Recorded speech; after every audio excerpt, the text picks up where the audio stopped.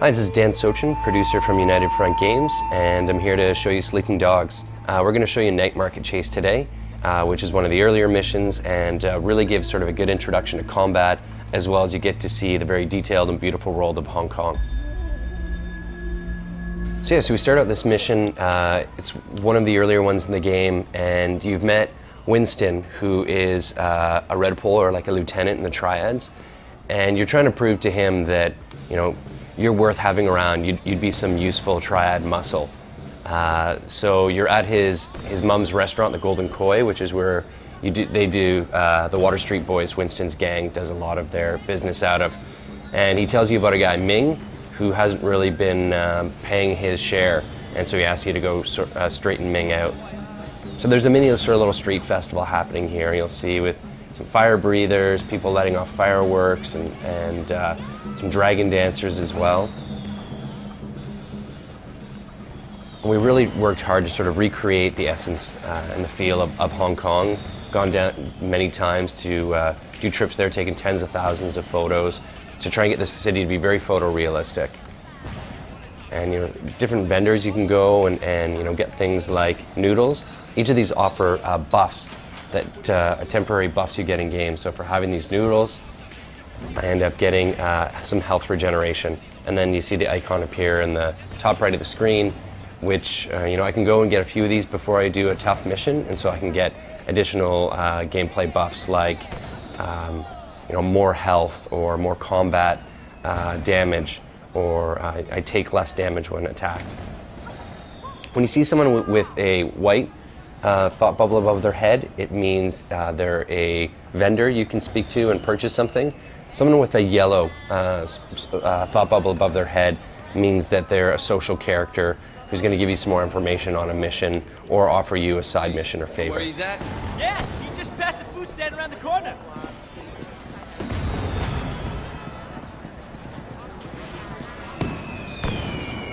Hey, come on in. I got special. So Quan's told you where you can find this guy named Ming. You make it up for me tonight, and we got a deal. 嚇！我真係要咁做？ Ming, I got a message for you. Stop! As you could hear, a lot of the people in our world, ambient world, speak Cantonese, and it was recorded in Hong Kong to be authentic. But the majority of the main story mission characters all speak English with bits of Cantonese thrown in, and they're native Cantonese speakers as well.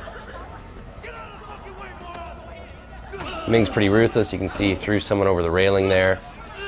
So I'm able to go through and I can bump directly into people, or by using the thumbstick, I can tap it and move a little more like aptly around people and do crowd dodging.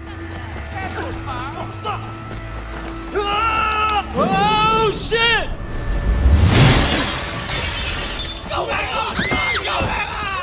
So by holding the A button, I'm able to sprint, and then by tapping it again as I get up to a parkour item, I'm able to do a vault move or free running parkour move around it. If I fail it, like I will in this case, I end up doing a sloppy, we call it, so it's sort of a slower move. Versus if I do it properly, oops, I didn't do it properly that time either, I'll end up climbing over it very kind of quickly. And there's some missions you actually get scored for how well you do your free running. So Ming's escaped. He's put some of his enemies against me. The red circles you see around someone's foot, that's their health meter. And when you see someone light up red like that, what it means is they're about to do a heavy attack against you. And so that I can defend that by pressing the Y button and doing a counter move. And I'm able to interrupt any counter. All the attacks are directional as well, so I can easily defend myself against a big group of enemies. I can also do things like grab an enemy and use the environment against them. So doing something like the fan, or one of my personal favorites, using a window shutter. So this being one of the earlier missions, we try and really teach the player. We've got a lot of deep combat mechanics, And so we've sort of taken the time to teach the player each of them. In this case, learning more about the environmental props. So picking up a guy, throwing him into a dumpster, and that allows you to sort of proceed through the mission, chase after Ming some more. It's one of Winston's guys! Take him out! The only able to hire to fuck you up! You fucking with the wrong crowd! So by doing a variety of light attacks and heavy attacks, I can do, sweep moves, roundhouses, as well as do grabs, move that into combo moves as well.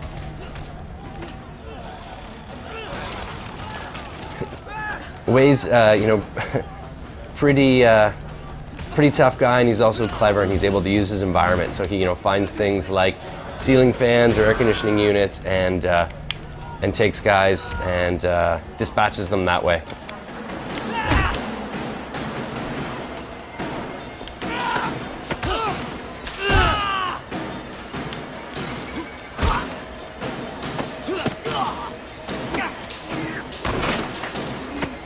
I really like this one as well. How the guy's sort of like still mumbling, and while his legs are, he's hanging up from the bottom. So Ming's the first time we've been introduced to a character who has a weapon, and you've got to be, pretty wary with him. He can do a lot of damage, and if I just try and take swings at him, he'll actually do a ton of damage to me. So I've got to try and be smart, wait for a counter, get an opening.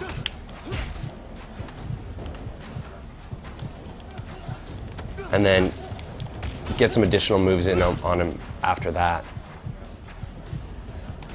By doing good moves like counters and varying up my moves, not just sort of pressing the same button repeatedly, I'm able to fill up my face meter on the side, the yellow meter. And that ends up allowing me to do intimidate moves as well as getting increased health regeneration. We want to encourage the player not to sort of just sit back and allow their health to regen, but it was more about them going out and actively fighting guys, doing good moves, doing a variety of martial arts, and then rewarding them.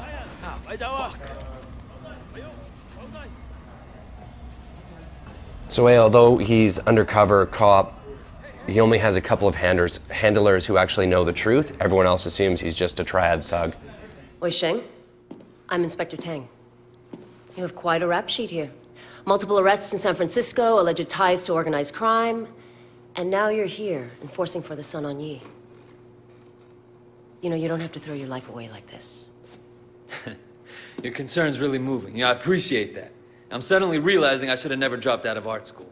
I could have made it. I could have been a real somebody. Thank you for showing me the light, officer. I want to give you a chance, Shen, but you have to work with me. Then maybe I can cut you a deal. Oh, Superintendent, I'm in the middle of an interrogation. Inspector, there's been a misunderstanding. Misunderstanding, sir? As your superior officer, I'm instructing you to release this man. But sir, I have it on record that he's Sun On Yee. I understand that. I can't simply just cut him loose. You're asking me to release a criminal with known connections to the Triad, and not only is it against protocol... For God's sake, Tang, he's one of us.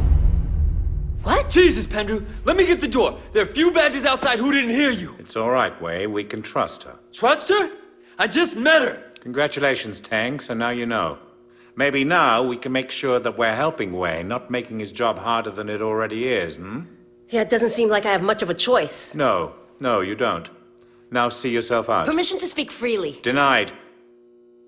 You need to be more careful, Wei. Much more careful. I can't bail you out like this again. Sir, I don't want to hear it. Just be careful.